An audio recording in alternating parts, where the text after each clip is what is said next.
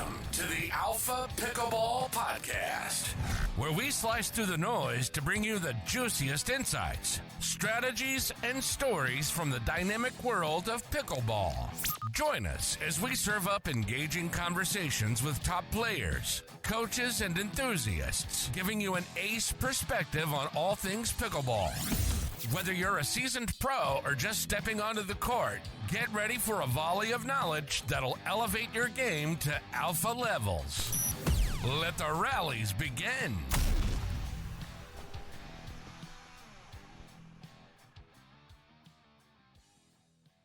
All right, welcome again to the show. I'm your host, Tats. I'm really excited because we have PK. It's Patrick. How do you pronounce your last name? Last name's Kafka. Kawka. Okay, perfect. Thank you for coming on the show. Pro pickleball player. I've been watching your games, especially the Arizona ones.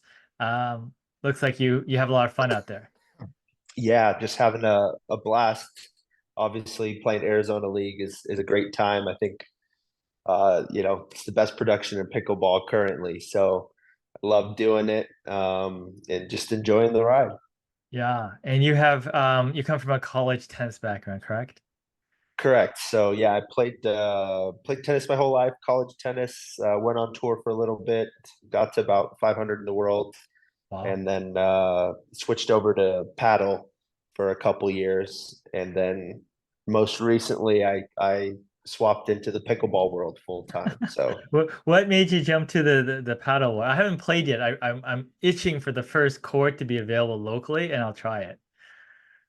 yeah, so I was running a tennis academy with a buddy of mine, and he I think he was out in Texas visiting a buddy, and he went out and just tried it once, and he's like, dude, you've got to come try this. And so I went out, and the facility opened in Vegas, and we went and tried it. And as soon as we played one decent game, and it was just a challenge that we had to kind of overcome and figure out the sport. And then I was hooked and started playing tournaments, and did the whole pro scene in the paddle world. And I guess that led to pickleball. But before I go into your pickleball transition, I mean, did you have that personality when you were younger? Like, did you just take on stuff like that? You just kind of like found challenging? Yeah, in a way, I don't know if it was that I would take on stuff that I was challenged by. I think when I was younger, I've always been kind of a jack of all trades and wanting to master, many different skills. So for me, it was, I started doing archery for a little bit. I was into BMX when I was younger. It was always anything new and exciting. I was like, I've got to try it. And if I'm going to try it, I've got to, practice and master it because I don't want to be bad at anything. Yeah, yeah. So, I mean, to take tennis to 500 world, that takes a lot of devotion. What was sort of your training program look like? Oh, so for tennis, the training program is it depends how you look at it. For me, it wasn't very exciting. It's a lot of work.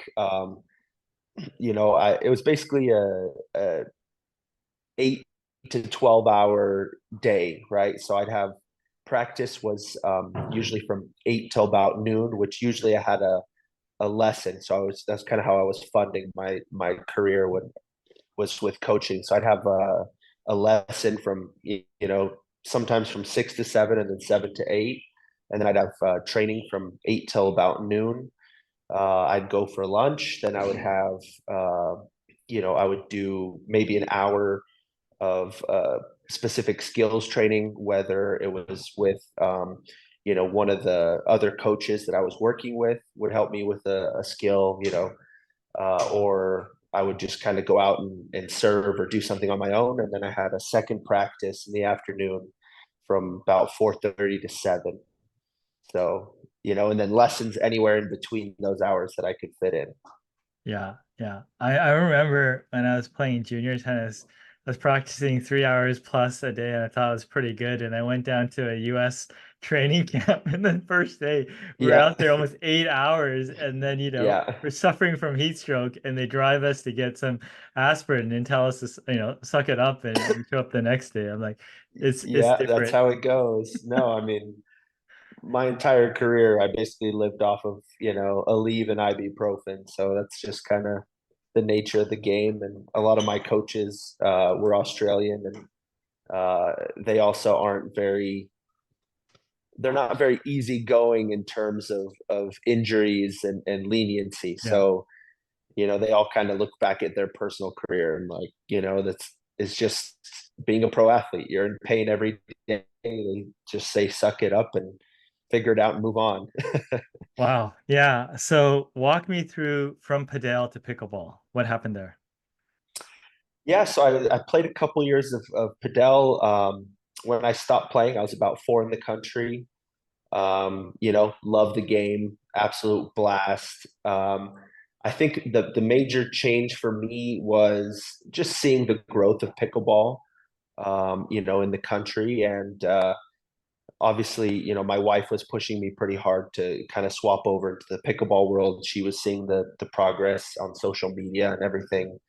And then I also had a lot of my college tennis buddies playing, Spencer Smith, Tyler Loom. They were my roommates in college. Wow. Callie Smith, all the guys and girls I went to school with at BYU. They were all heavily into the pickleball world already for a while. And I went and visited them and saw one of the tournaments over in Vegas, the PPA, and saw how they were doing. And when you see an event put together like that, and all the sponsors, all the tents, the people there watching, I was like, it's just something I've got to be a part of. Like, it's just, you're missing out. You're missing out on an experience, which we did have a little bit of that in paddle. And then obviously when we went to the World Championships in Qatar, that's the top tier of the top tier, right? Where, we're playing in a huge stadium, 30,000 people, and it's, but that's not the daily experience when you're playing professionally here in the US, right? So I think it's a more difficult sport. It's a more difficult sport to be successful at financially. Um, where a lot of the pros have been playing, their entire lives. So there's a lot of different factors that kind of pushed me into pickleball, but the accessibility here in the US to the game, and I was like, I've got to jump on it while it's still somewhat new and up and coming before, everyone's going to be involved in it, which they already are, and I'm going to be late to the party, which I already am. So it's you kind of Well, have to get on it while you can. well, it sounds like, when I see all this stuff, it's just like the gold rush. If you can get in early and you can progress your game far enough and you can get to a point where you get preferential treatment at the events, Yeah, then I mean, you can create some sort of barrier to entry, or you can be on one side of the absolutely. wall versus the other. And yeah, I feel like you're kind of on the edge. You're kind of knocking on the door of that Yeah, sort of upper tier. exactly. That's definitely the key is kind of earning the respect from the either the players and some of the event organizers to be amongst that top tier of players and get those partnerships to skip the 9 rounds of qualifying that I have every tournament, right? So that's kind of, I'm finally breaking into that, so that's exciting. Yeah, that's so cool. So you have all these people that you play tennis with, what that are pickleball pros. I mean, you've been what, a year and a half into this now? Yep, exactly. So year and a half, I think I got that off social. What were your steps? Like what did you start? Did you start looking online? Did you say, "Hey, Tyler, hook me up, teach me something"? What did you do? Yeah, so my steps, it was November 2022, November 1st. I went out and I kind of looked at the rules online just to kind of be familiar. The scoring was still, you think you know it until you're actually playing, right, for the first time. And then you're like, yeah, I have no idea how the scoring works. But yeah, November 1st, 2022, I had a good friend of mine, Cheryl Bond, who she was playing a little bit of pro, and she was one of the main coaches here in Vegas. And I reached out to her and I was like, hey, where do I go? Who do I play with? So she sent me over to Sunset Park. She said, go to this specific court. You'll find, the best guys there, and just ask to play with them. And of course, I've never played. So I show up and I'm like, hey guys, like, I've never played, but I think I'll do okay. And obviously they're very, very hesitant to let me on. We've got like two of them are 5-0s, two maybe 4-5s, and they're like, yeah, you've never played. This is going to be a complete waste of our time. But luckily, I went out there and I lost. I definitely lost, but it wasn't a complete beating. I think it was like 11-6 or 11-7, and they were open to at least let me keep playing that day. And I came back, the whole week to the same court with the same guys, and it's kind of how it is now with earning that respect from the top tier guys. It was getting their respect to give me their number to let me keep coming back and practicing. So, but it happened quick. I mean, I played my first tournament was like maybe 2 weeks in. I played just like a local 5-0, only in singles. They didn't have any doubles. Just a local 5-0. I think I had like 4 matches. Luckily, won that one somehow. I had a couple close battles. And then maybe 2 weeks after that, I played the APP in Mesa, Arizona, also in 5-0. We got rained out in the middle of our men's doubles, so didn't finish that. I played mixed doubles. I don't think I did that well. And then I did singles and learned about the come around bracket, which was cool because I lost second round and I thought I was heading home, and the come around brought me back. I was alive, kind of learning as I played, and managed to make it all the way back to the finals, and I ended up taking silver. And then that was my last 5-0. So after that I played the PPA, the bubbly in Vegas, which I played in pro, but I don't know, I don't really count it as a real pro bracket because a lot of guys weren't really in it. But I did well. I took bronze in that in singles, had some better results in doubles, and kind of started chipping away there. Went to the Masters, qualified into Maine for doubles. So it started kind of slowly, but I jumped in maybe like I played 2 5-0 tournaments and then went straight to pro. I don't know if I would fully recommend that to everyone else. Well, maybe like the average person could learn because you played really high level tennis. Maybe the thing is just enter a lot of tournaments. Like that's what it sounds like you did. Yeah, no, definitely. I mean, tournaments are a must. I think I would have preferred playing, more 5-0s or practicing longer and really learning the game before fully going on to, the what you would call pro tour, rather than just jumping right in. But that's how I did it. But I think I don't know. It's one of my pet peeves. Everyone on tour talks about how short they've been playing. Even though they might have been practicing for years or playing rec for 6-7 years, and then they're like they started at a 4-0, 4-5, 5-0. 2 years later they play their first pro tournament. They're like, oh, I started a month ago. Like, well, what do you mean by that exactly? So that's just one of my personal pet peeves because Is that just part of the lobbying process to get better? yes, I think so. I think everyone loves to talk about, how short they've been playing. And then you talk to some of their friends back home. They're like, I've been playing with him for like 2 years back home. It just, I guess it means something. I think they're probably mentioning how long they've been playing, on the pro side of things specifically. So, but which for me obviously is a disadvantage because I almost started directly on the pro side. So all of my experience came straight from the top, I guess. So you've played high level tennis, you play high level padel. Obviously, you have a pattern of behavior that's very successful for you. What does that look like? Like deconstruct how you learn things.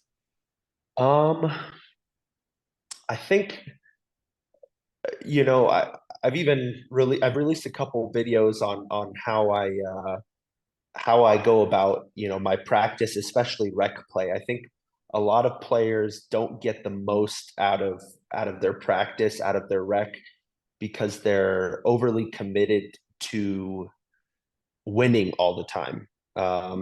So for me personally, um, you'll if you go and ask a lot of the people and people that I practice with in Vegas and in Arizona, I get beat a lot in practice.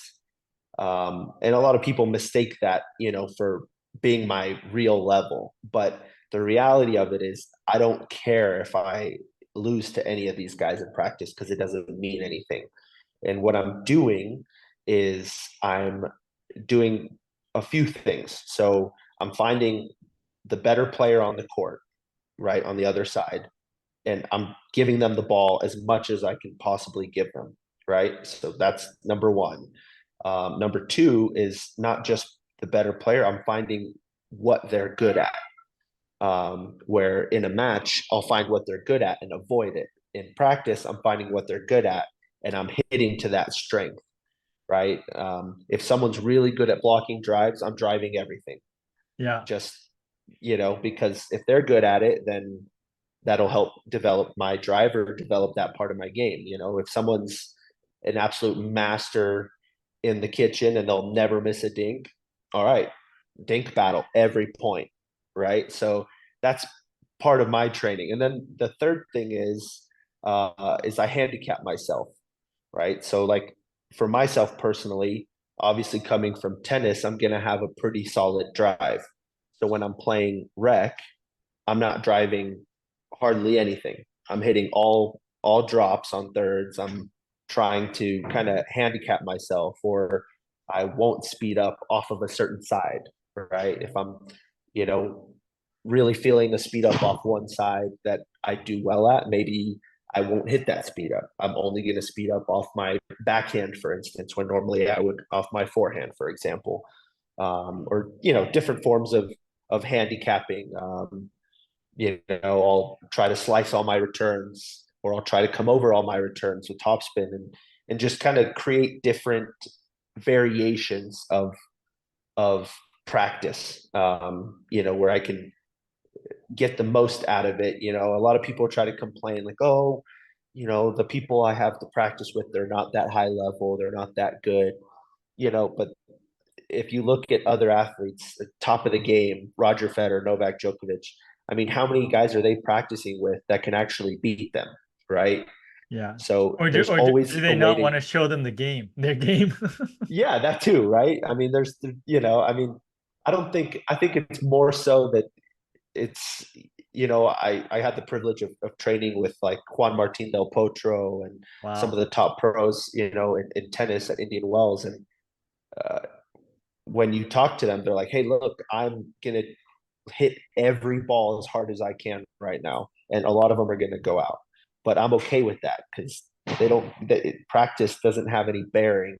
They're just, trying to push their game. They're going to play past their limit, right? Just to see Yeah. what they're capable of, what they can create.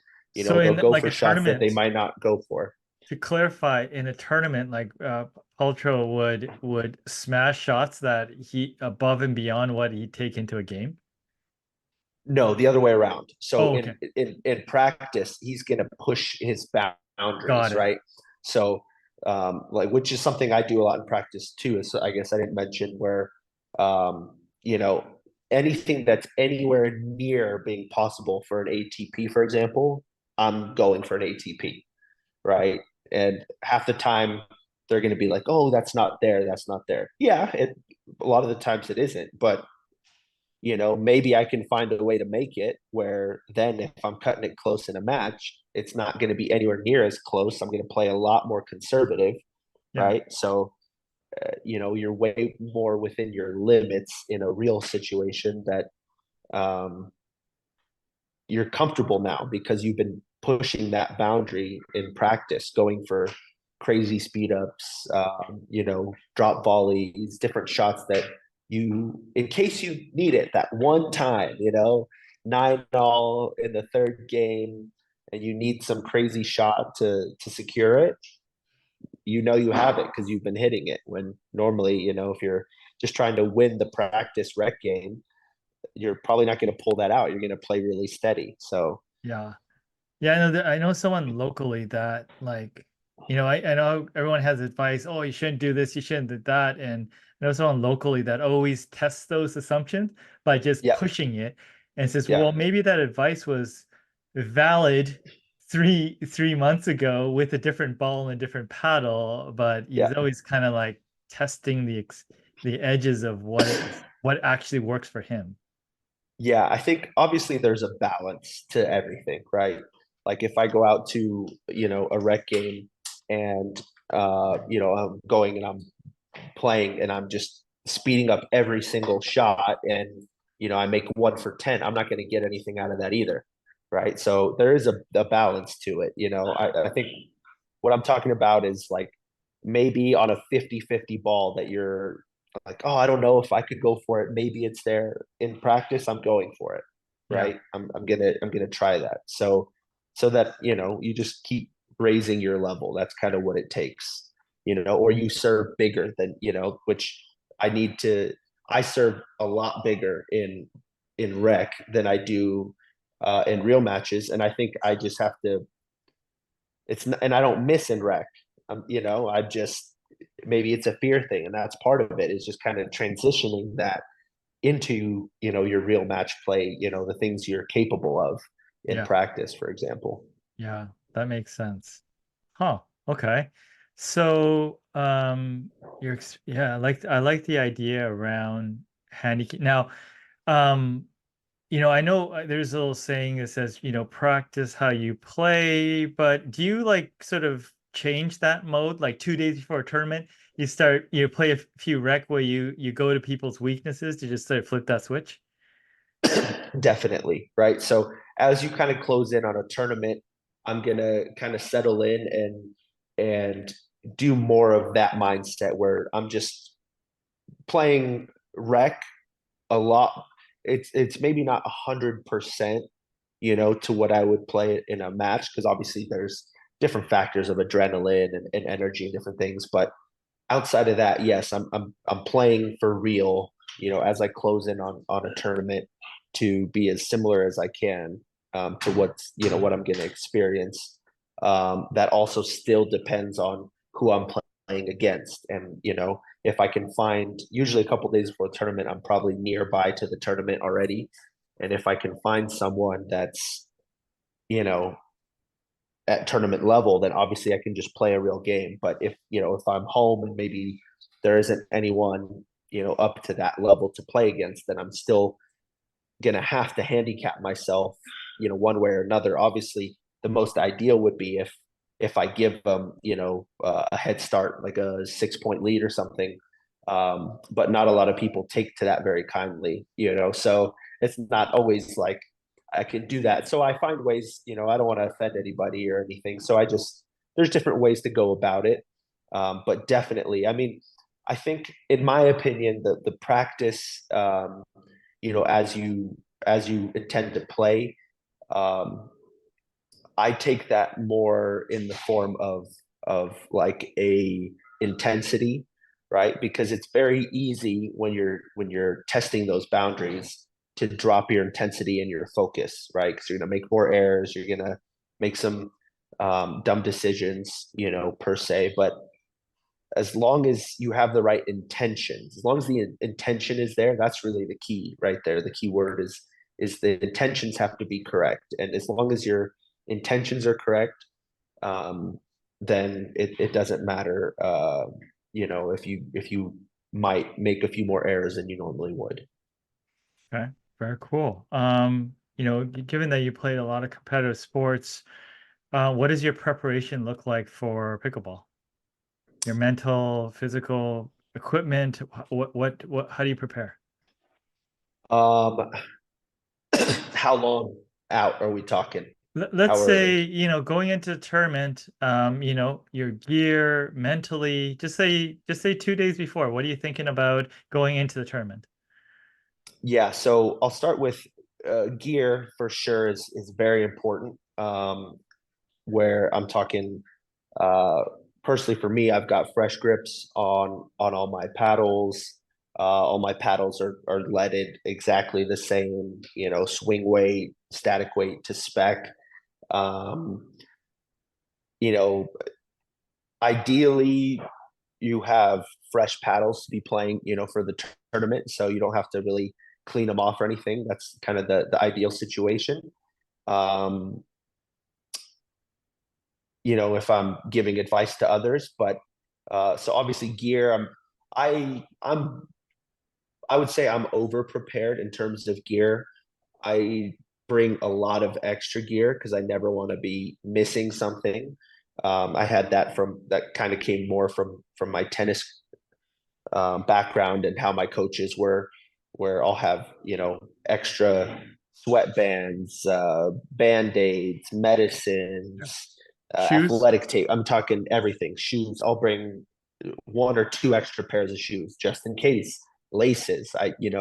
Extra towels. So the preparation really is important for me, and I just hate showing up and saying, "Oh darn, like I forgot this or I forgot that." I'd rather have extra, and if I have to leave it in the car or whatever, that's fine.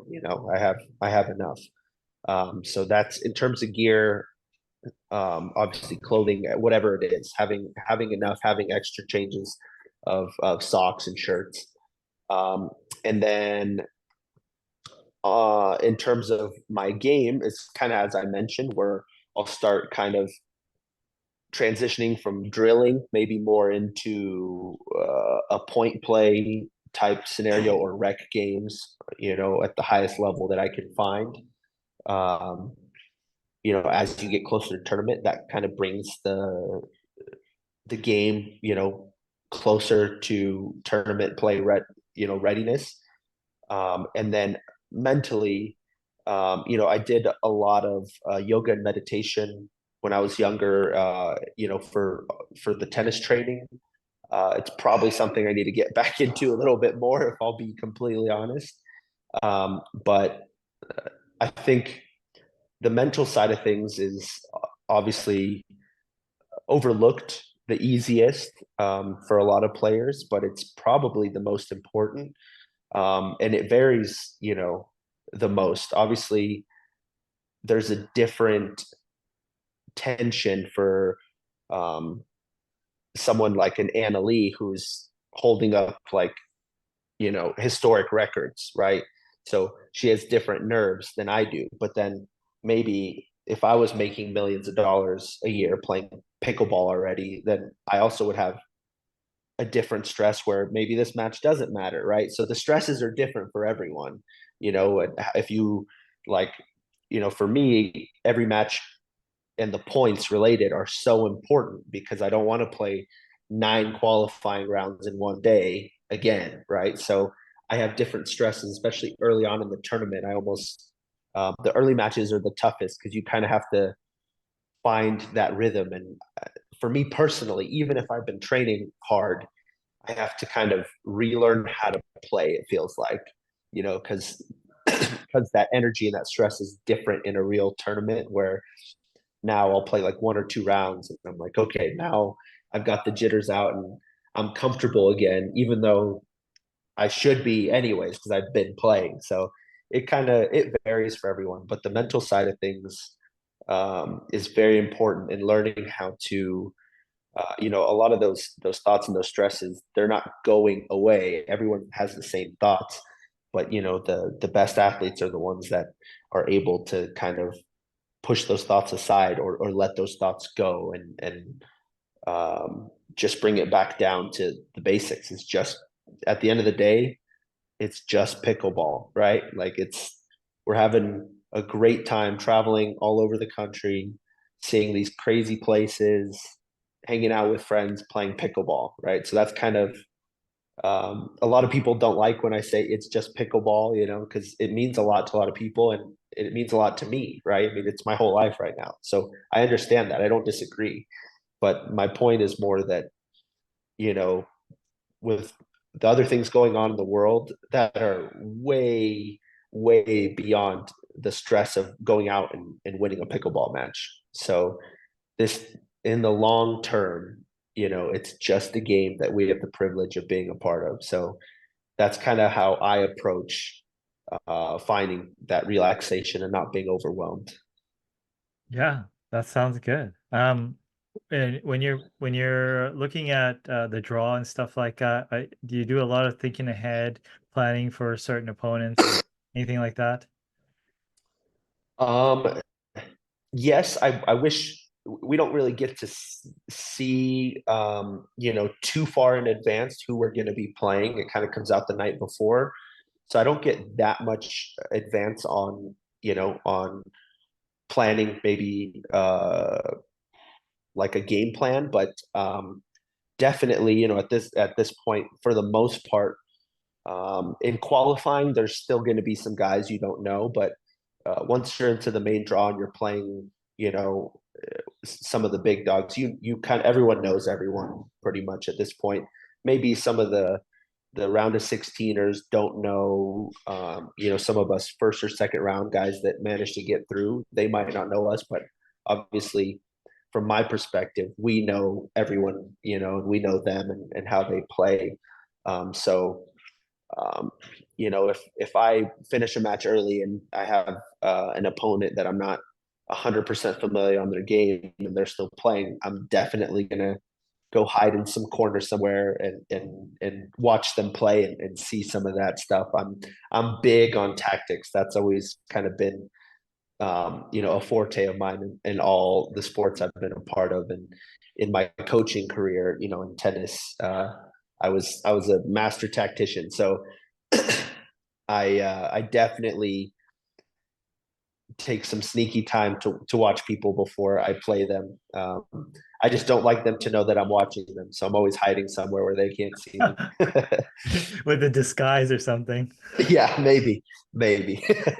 I'll I'll dress up as Ben Johns, so Yeah. I mean, I they remember won't pay reading some of attention. those tennis books where it's like, was it? I think it was Brad Gilbert or something. It's like, I'm gonna hit to their strength, so they think that whatever, I think that they don't. Yeah, It's not that great or something there, or they yeah, save that like one shot for the break point. yeah. Is that happening in pickleball where like, because let's say everyone knows everyone. So are they showing different games? Are they faking? Or are you just saying this is my game and I'm going to execute it better? What do you see out there? No, it's absolutely the same thing. I think obviously the length of the match is much shorter, so we don't have the same uh time frame to make these adjustments. It happens so quickly, right? So we do make those adjustments, but we're talking like one shot, 1 point, 2 points, right? Whereas, especially if you're in a grand slam and you've got 5 sets, like I'm good buddies with Andre Agassi, and he tells me like one of his things was in grand slams, he's playing guys and he's basically not necessarily giving up the first set, but he doesn't care if he wins the first set. The first set, his entire goal was to just run his opponent to the ground. So he's not going to hit the winner right away. He's just going to run them side to side to side. So they're dead. They can't last the 5 sets, right? Now, I don't really have the privilege of just giving up any points at all. I mean, it goes, you'll lose 5, 6 points like this in pickleball, right? So um, it is similar in certain ways where, yes, uh, they're anticipating what they think I'm going to do. So I'm trying to counter that anticipation and do something that, or bait them into certain shots or certain, passes or angles. Um, but it just happens so quickly. It's almost all in the subconscious. Yeah, yeah, for sure. You may have one or two things up your sleeve, but basically the margins are so thin that you basically have to see how everyone's playing on the day to make those decisions, I guess. Yeah, and the variables are different. Obviously, with tennis, surface and weather and all that comes into play. In pickleball, more than I mean, surface of course comes into play, but I think the variable in the balls is such a big factor in what ball we're playing with, or even if we're playing with a certain ball.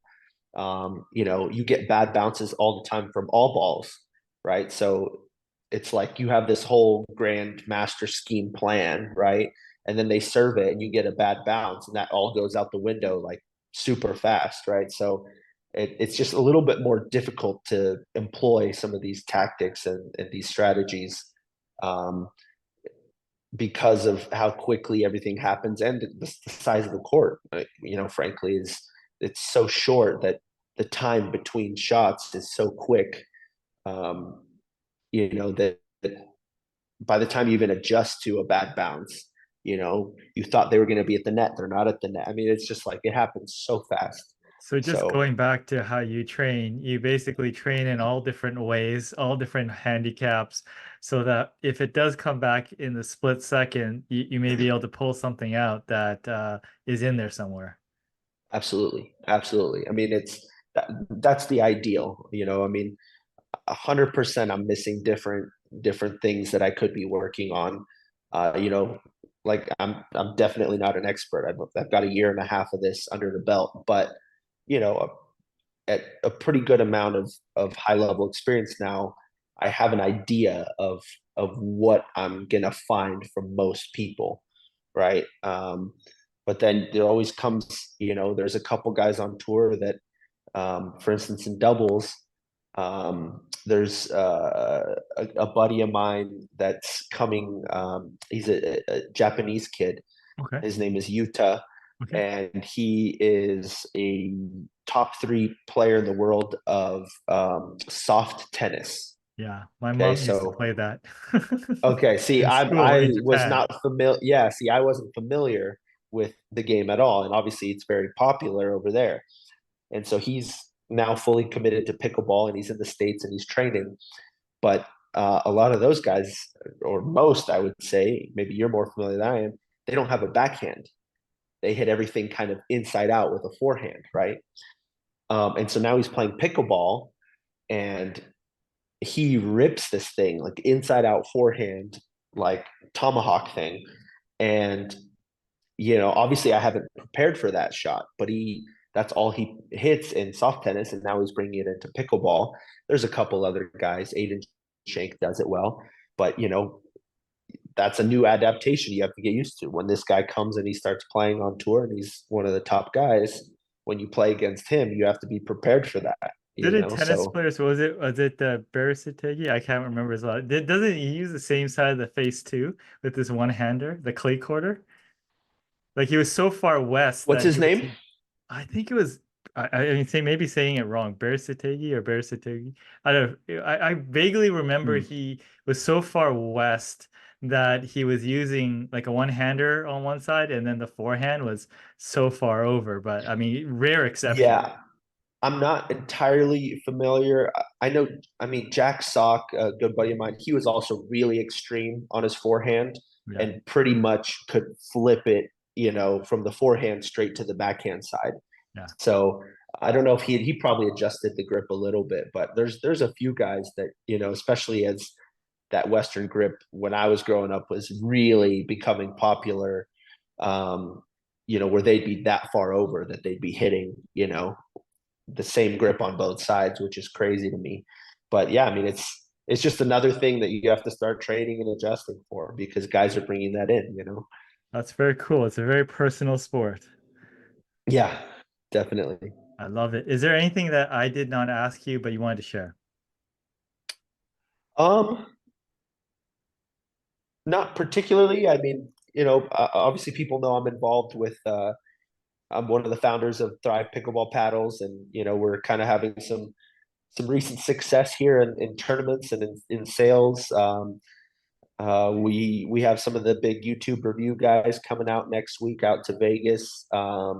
we're gonna do some paddle fittings for them, but yeah, just super excited to be a part of the process of growing this brand, and seeing some of our pros, Casey Diamond, Lauren Mercado, Grant Bond, Raina Ash,